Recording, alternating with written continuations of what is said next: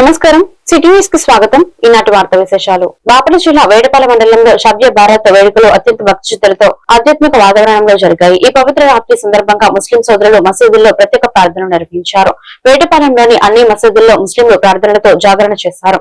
ప్రధానంగా చిన్న బజార్, ముబారక్ మసీద్, ఆబాద్ నగర్ మసీదులలో కార్యక్రమాలు ఘనంగా జరిగాయి. ముబారక్ మసీద్ ఖతీబ్ అహలే సున్నత్ మౌలానా అలావుద్దీన్ సాబ్షా భారత్ విశిష్టతను వివరించారు. సబ్ అంటే రాత్రి అని, భారత్ అంటే విముక్తి అని వివరించారు.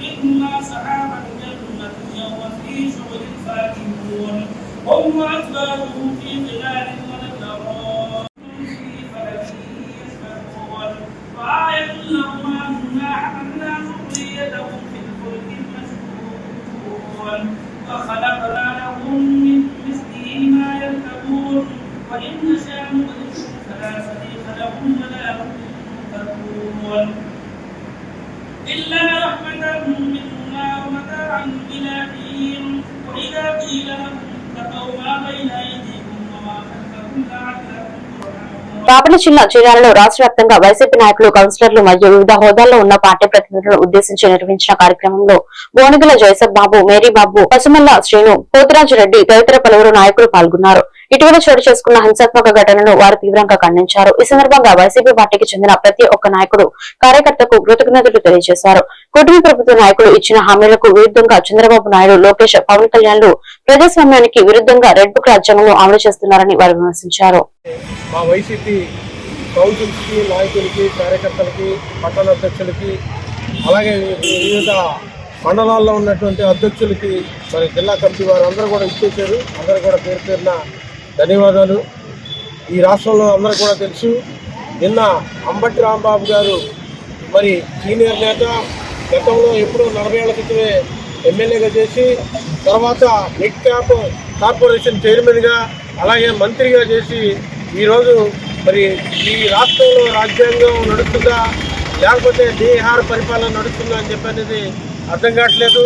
గౌరవ ముఖ్యమంత్రి గారైనటువంటి నారా చంద్రబాబు నాయుడు గారు మరి ఏదైతే మరి ఎలక్షన్ అయిన తర్వాత, గెలిచిన తర్వాత ఆయన ఏదైతే ప్రమాణం చేశారో దానికి వ్యతిరేకంగా ఈరోజు పవన్ కళ్యాణ్ గారు, చంద్రబాబు నాయుడు గారు, అలాగే లోకేష్ గారు రెడ్ బుక్ కూడా పట్టుకొని రెడ్ బుక్ రాజ్యాంగాన్ని నడిపిస్తూ ఉన్నారు.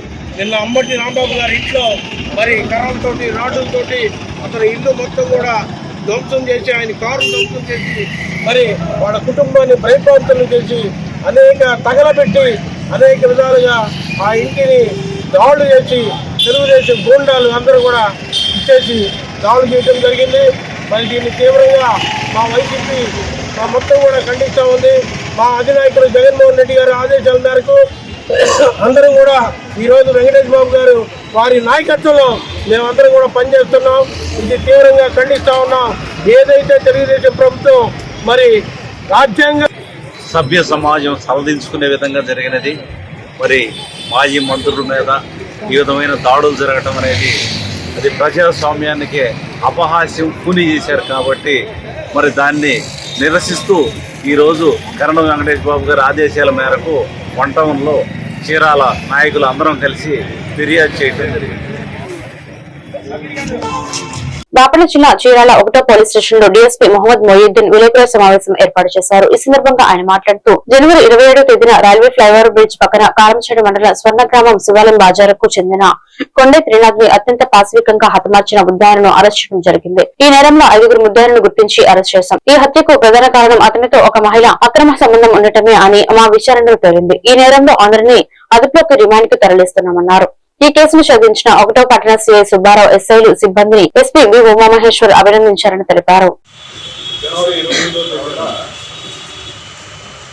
మనకు రైల్వే ఫ్లైఓవర్ బ్రిడ్జ్ పక్కన, రైల్వే ట్రాక్ పక్కన ఒక మేల్ డెడ్ బాడీ ఉందని చెప్పేసి సమాచారం వచ్చింది.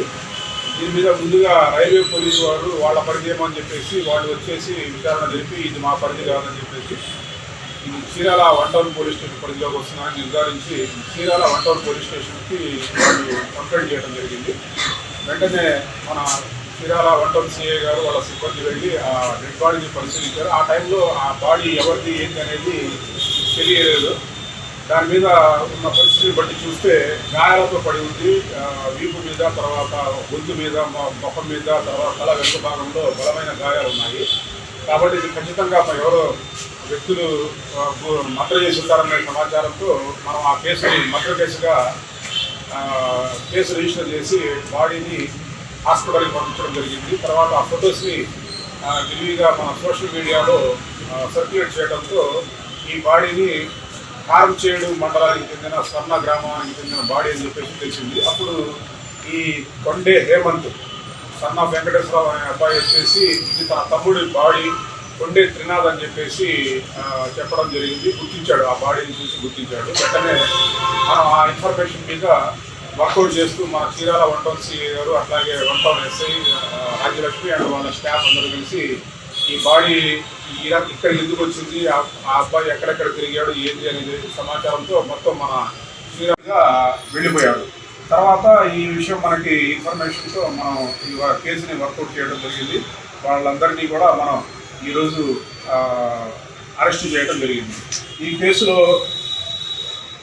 మన చీరాల 1 టౌన్ సిఐ సుబ్బారావు, అట్లాగే women SI Rajyalakshmi, PSI Venkateswara Reddy, head constable Ramarao, Venkateswarlu, constables Raju, Bhaskar, Nagaraju, Brahmaiah, Ravi మరియు హోంగార్డ్ అంకమ్మలతో 2-3 బృందాలుగా కూడా పెట్టడం జరిగింది. అట్లాగే మన చీరాల 2 టౌన్ ఎస్ఐ మీసాల వెంకటేశ్వర్లు, అట్లాగే ఇంకొల్లు ఎస్ఐ గారు, తర్వాత వాళ్ళందరినీ కూడా టీములుగా ఏర్పడి ఎంతో శ్రద్ధగా దర్యాప్తు చేస్తే కానీ ఈ కేసు అనేది ఒక కొలిక్కి రాలేదు. వాళ్ళందరినీ ఎస్పీ గారు అభినందించి వాళ్ళందరూ బాపట్ల జిల్లా చీరాల వాకర్స్ అసోసియేషన్ ఆధ్వర్యంలో మేడూరు శ్రీనివాసరావు ఆర్థిక సహకారంతో రాధాకృష్ణ మందిరంలో పేదలకు అన్నదానం చేయడానికి 1000 రూపాయలు, గో సంరక్షణ సమితికి 1000 రూపాయలు, శ్రీకృష్ణ గోశాలకు 1000 రూపాయలు, రుద్రయాగ నిర్వహణకు 1000 రూపాయలు ఇవ్వడం జరిగిందని అధ్యక్షులు పోలిదాసు రామకృష్ణ తెలిపారు. ఈరోజు వాకింగ్ మిత్రుడు మేడూరు శ్రీనివాసరావు గారి పెళ్లి రోజు సందర్భంగా వారి దంపతులు ఇద్దరికి వాకర్స్ అసోసియేషన్ ఆధ్వర్యంలో హృదయపూర్వక శుభాకాంక్షలు తెలియజేస్తున్నాం. వారి పెళ్లి రోజును పురస్కరించుకొని ఈరోజు శ్రీకృష్ణ గోశాలకి 1000 రూపాయలు నగదు, అలానే గో సంరక్షణ సమితి వారికి 1000 రూపాయలు, అలానే అన్నపూర్ణశాలలో రాధాకృష్ణ మందిరంలో మరి పేదలకు అన్నదానం చేయడానికి 1000 రూపాయలు నగదు ఈరోజు అందజేస్తున్నారు. వారికి హృదయపూర్వక ధన్యవాదాలు, కృతజ్ఞతలు తెలియజేస్తున్నాం. వారు రాబోయే రోజుల్లో అనేక పెళ్లి రోజులు మన మధ్య నవ్వుతూ సంపూర్ణ ఆయురారోగ్యాలతో, అష్టైశ్వర్యాలతో, సిరి సంపదలతో, భోగభాగ్యాలతో జరుపుకోవాలని వారిని మనస్ఫూర్తిగా మనం కోరుకుంటా ఉన్నాం.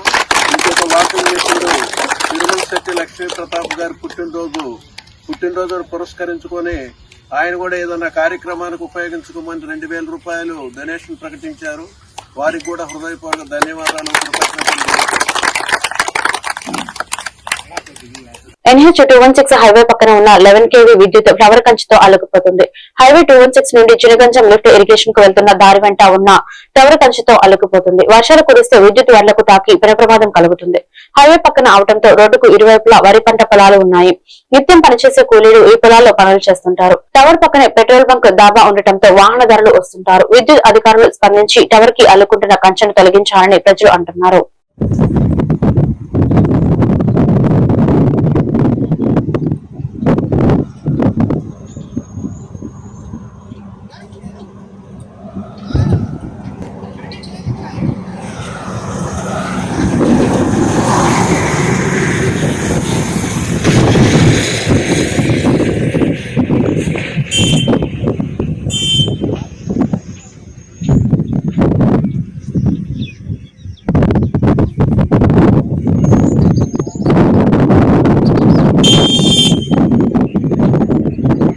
అమృతలూరు మండల పరిధిలోని గోవాడ గ్రామంలో వెంచేసి ఉన్న ఉమ్మడి గుంటూరు జిల్లాలో ప్రసిద్ధి చెందిన శైవక్షేత్రాలలో ఒకటైన శ్రీ గంగా పార్వతి సమేత బాలకోటేశ్వర స్వామి ఆలయ హుండీల ద్వారా 4,07,918 రూపాయలు ఆదాయం సమకూరినట్లు ఆలయ కార్యనిర్వహణాధికారి మంతున విఠల్ శ్రీనివాస వర్మ తెలిపారు.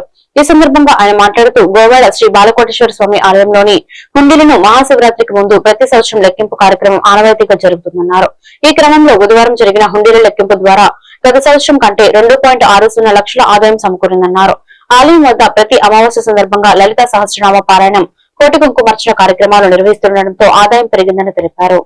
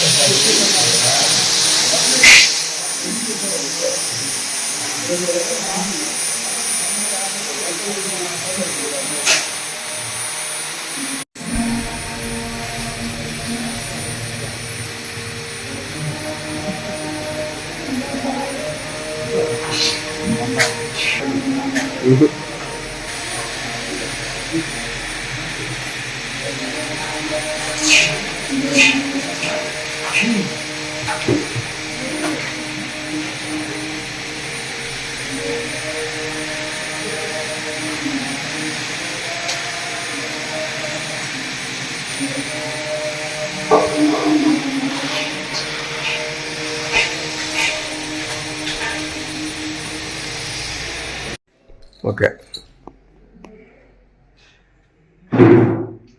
గోవాడ గ్రామంలో వేంచేసి ఉన్న శ్రీ బాలకోటేశ్వర స్వామివారి దేవస్థానంలో ఈ రోజున హుండీలు తెరిచి లెక్కించడం అయింది. ప్రతి సంవత్సరం తిరునాళ్ళ ముందు హుండీలను లెక్కించడం జరుగుతూ ఉంటుంది. ఈ సంవత్సరం కూడా తిరునాళ్ళకు ముందు, మహాశివరాత్రి తిరునాళ్ళ ప్రారంభానికి ముందు హుండీలు తెరిచి లెక్కించాం. ఈ రోజున 4,70,918 రూపాయలు హుండీల ద్వారా ఆదాయం సమకూరింది. గతంలో 3 లక్షల దాకా ఆదాయం వచ్చేది. ఈసారి ఆదాయం కొంచెం పెరిగింది. ప్రతి అమావాస్య సందర్భంగా లలితా సహస్రనామ పారాయణం, కోటి కుంకుమార్చన కార్యక్రమం భక్తులు నిర్వహిస్తున్నారు. గడిచిన 6 నెలలుగా ఈ కార్యక్రమం జరుగుతుంది. అందుమూలంగా ఆదాయం పెరిగి ఉండవచ్చని మేము భావిస్తున్నాం. ఓం నమః శివాయ. బాపట్ల జిల్లా చీరాల రోటరీ భవనంలో కేంద్ర బడ్జెట్ 2026 సందర్భంగా డాక్టర్ తాడివలస దేవరాయు విలేకరుల సమావేశం ఏర్పాటు చేశారు. ఈ కార్యక్రమంలో రాష్ట్ర అధికార ప్రతినిధి దర్శనపు శ్రీనివాస్ పాల్గొన్నారు. ఈ సందర్భంగా ఆయన మాట్లాడుతూ కేంద్ర బడ్జెట్ ను రాష్ట్రాలకు విడదీసి చూడడం సబబు కాదన్నారు. దేశ అభివృద్ధి ప్రకారమే బడ్జెట్ రూపొందించడం జరిగిందని తెలిపారు. ఈ కార్యక్రమంలో బీజేపీ జాతీయ కౌన్సిల్ సభ్యుల మువ్వల వెంకటరమణ, జిల్లా కార్యదర్శి కోట్ల వెంకటరామకృష్ణ తదితరులు పాల్గొన్నారు.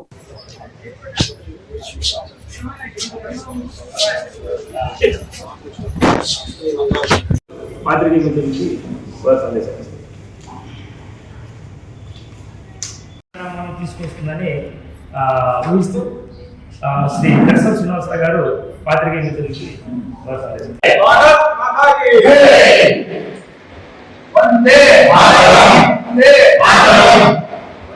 భారతీయ జనతా పార్టీ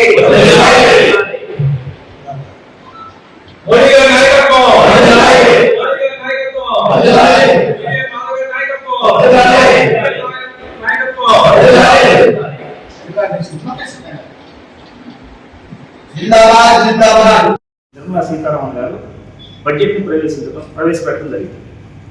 దాని గురించి అన్ని జిల్లా కేంద్రాల్లో, అలానే భవిష్యత్తులో అన్ని అసెంబ్లీ కేంద్రాల్లో, అలానే మండల కేంద్రాల్లో కూడా ఇలాంటి పాత్రికేయ సమావేశాల ద్వారాను అలానే సమాజంలోని ఇంటలెక్చువల్స్ తోటి కొన్ని సెమినార్లు పెడుతూ ఈ బడ్జెట్ వల్ల దేశానికి రేపు జరగబోయే ప్రయోజనాలు ఏంటి అనేది విరివిగా ప్రజల్లోకి తీసుకెళ్ళడానికి ఇలాంటి సమావేశాలు మనం నిర్వహించబోతున్నాం. అందులో ఈరోజు జిల్లా స్థాయి సమావేశాన్ని చీరాల రోటరీ క్లబ్లో శ్రీ దర్శనపు శ్రీనివాసరావు గారి ముఖ్య అతిథిగా వచ్చేసినటువంటి ఈ కార్యక్రమాన్ని నిర్వహించడం జరుగుతుంది. ప్రపంచ క్యాన్సర్ దినోత్సవాన్ని పురస్కరించుకుని జిల్లా వైద్య ఆరోగ్య శాఖ ఆధ్వర్యంలో నిర్వహించిన వ్యాసరచన క్విజ్ పోటీలలో విజేతలుగా నిలిచిన విద్యార్థులకు జిల్లా collector doctor Vinod Kumar V బహుమతులను అందజేశారు. బుధవారం కలెక్టర్ కార్యాలయంలో పీజీఆర్ఎస్ హాల్లో నిర్వహించిన ఈ కార్యక్రమంలో DMHO doctor Vijayamma, DCHS doctor Padmavathi, NTR Arogya Seva coordinator doctor Praveen పాల్గొన్నారు. వరల్డ్ క్యాన్సర్ డే సందర్భంగా నిన్న engineering college, private intermediate colleges వాళ్ళు ఇంటర్మీడియట్ ఎడ్యుకేషన్ వాళ్ళు పంపించారు సార్. వాళ్ళందరికీ నిన్న competitions, quiz, essay writing competitions పెట్టాము. అందులో ఒక 10 members సెలెక్ట్ చేస్తాము సార్. ప్రైజెస్ డిస్ట్రిబ్యూషన్ అదొక వివేకానంద బుక్స్ తీసుకున్నాం సార్ ఆ పిల్లలకి కూడా. Questionnaire and essay writing winners. First prize Kurago Ruby, inter first year Narayana Junior College. Okay sir.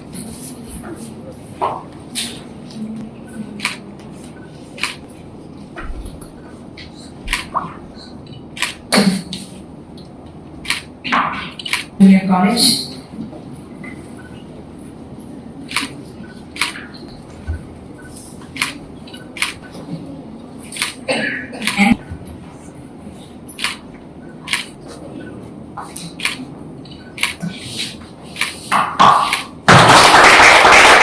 Sattenapalli కోర్టులో సీనియర్ న్యాయవాదిగా సేవలందిస్తున్న బత్తుల ఆదినారాయణ ఏజీపీగా నియమితులయ్యారు. ఈ సందర్భంగా ఆయనను అభినందిస్తూ లోక్ జనశక్తి పార్టీ పల్నాడు జిల్లా అధ్యక్షుడు విజయ్ కుమార్ సత్కరించారు. న్యాయవాద వృత్తిలో ఆయన చూపుతున్న అంకిత భావానికి ఈ పదవి తగిన గుర్తింపు అని కొనియాడారు. ఈ కార్యక్రమంలో మాజీ అడిషనల్ పబ్లిక్ ప్రాసిక్యూటర్, సీనియర్ న్యాయవాది హనుమయ్య, న్యాయవాదులు రహీం, గుమస్తాలు తదితరులు పాల్గొన్నారు. ఈరోజు మరి పల్నాడు జిల్లా సత్తెనపల్లిలో మరి సీనియర్ న్యాయవాది, అలాగే కాపు సంఘం జిల్లా నాయకులు, అలాగే మరి ఈ యొక్క పల్నాడు జిల్లాలో రాష్ట్ర వ్యాప్తంగా సుప్రసిద్ధులు మరి బత్తుల ఆదినారాయణ గారికి మరి సత్తెనపల్లి 2 కోట్లకు సంబంధించి ఏజీపీగా ఇవ్వటం మరి శుభపరిణామం. దీనిని మరి లోక్ జనశక్తి పార్టీ ఆధ్వర్యంలో ఈరోజు మేము సన్మానం చేస్తా ఉన్నాం. మేము ఈ సందర్భంగా ఈ యొక్క మరి ఆదినారాయణ గారికి ఒక విన్నపం చేస్తా ఉన్నాం. మరి సత్తెనపల్లి కోర్టు పరిధిలో చాలా మంది జూనియర్ న్యాయవాదులు ఉన్నారు. వారికి సరైన ప్రాక్టీస్ లేక ఇబ్బంది పడుతూ ఉన్నారు. వారికి ఉండటానికి కూడా సరైన నివాసం కూడా లేదు. కనీసం మీ ఆధ్వర్యంలో మీ జన్యులైనా సరే జూనియర్ న్యాయవాదులకి 2 సెంట్లైనా మీరు ప్రభుత్వంతో మాట్లాడి, ఎమ్మెల్యే గారితో మాట్లాడి, ప్రభుత్వంతో మాట్లాడి ఇప్పించాలని చెప్పేసి సందర్భంగా నేను ఒక మనకి సూచన చేస్తా ఉన్నాను. అదేవిధంగా కక్షిదారులకి ప్రభుత్వానికి మధ్య ఏదైనా వాదన జరిగేటప్పుడు ప్రభుత్వం యొక్క వాదనని బలంగా వినిపించి ప్రభుత్వం యొక్క విజయం దిశగా వెళ్ళేలాగా ఉండాలని చెప్పేసి సందర్భం తెలియజేస్తూ ఈ యొక్క న్యాయవాది వృత్తిని, అలాగే దాదాపుగా 40 సంవత్సరాలు బత్తుల ఆదినారాయణ గారు ఏ విధంగా మరి పదవి గురించి కానీ మిగిలిన అంశాలు మాట్లాడారు. ఒక వ్యక్తి ఒక వృత్తిని నమ్ముకొని ఉంటే ఉన్న స్థితి నుంచి ఉన్నత స్థితికి ఎలాగ ఎదుగుతారనేది బత్తుల ఆదినారాయణ గారు ఒక ఉదాహరణ. మరి ఈ వృత్తిలో నమ్ముకొని మన నిరుపేద మధ్యతరగతి వాళ్ళకు కూడా కక్షిదారులకు అందుబాటులో ఉంటూ ఈ వృత్తిని నమ్మకంగా ఉంటూ సుదీర్ఘకాలంగా దీంట్లో ప్రయాణం చేశారు. మరి ఇక్కడ ఉన్నటువంటి శాసనసభ్యుల వారి వల్ల, మరి పెద్దల వల్ల కూడా మరి ప్రభుత్వ న్యాయవాదిగా ఇక్కడ ఉన్నటువంటి 2 న్యాయస్థానాల్లో మరి రావటం అనేది మా అందరికి కూడా మరి మంచి పరిణామంగా తీసుకున్నాం. అట్లానే ఏదైనా కానీ ఒక పార్టీలో కానీ వృత్తిలో కానీ నమ్ముకుంటే ఏ విధమైనటువంటి ఫలితాలు వస్తాయి అనేది బత్తుల ఆదినారాయణ గారు కూడా ఒక ఉదాహరణగా తీసుకుంటూ నిరుపేద మధ్య తరగతికి వాదనలకి గతంలో ఎట్లాగైతే వ్యక్తిగతంగా చేశారో ప్రభుత్వ పరంగా అదే పల్నాడు జిల్లాలోని ప్రసిద్ధ పుణ్యక్షేత్రం కోటప్పకొండ త్రికోటేశ్వర స్వామి ఆలయ సన్నిధిలో మహాశివరాత్రి పర్వదినం పురస్కరించుకుని జరుగుతున్న తిరునాళ్ల ఏర్పాట్లను దేవాదాయ శాఖ మంత్రి ఆనం నారాయణరెడ్డి, మంత్రి గొట్టిపాటి రవికుమార్, ప్రభుత్వ చీఫ్ విప్ జీవి ఆంజనేయులతో కలిసి బుధవారం పరిశీలించారు. ముందుగా త్రికోటేశ్వర స్వామిని దర్శించుకుని ప్రత్యేక పూజలు నిర్వహించారు. అనంతరం అధికారులతో కలిసి కొండపై జరుగుతున్న వివిధ అభివృద్ధి పనులు, భక్తుల కోసం చేస్తున్న ఏర్పాట్లపై క్షేత్రస్థాయిలో పర్యవేక్షించారు. జిల్లా collector Kritika Shukla, DCCB chairman Makkena Mallikarjunarao తదితరులు పాల్గొన్నారు.